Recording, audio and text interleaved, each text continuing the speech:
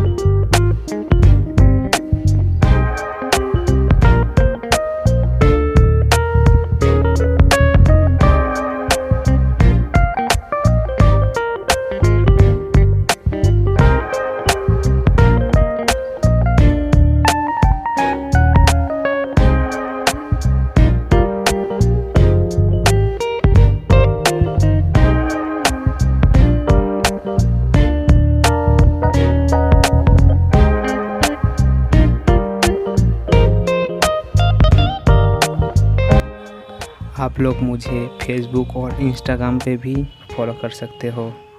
मैं उसका link description box में दे दूँगा।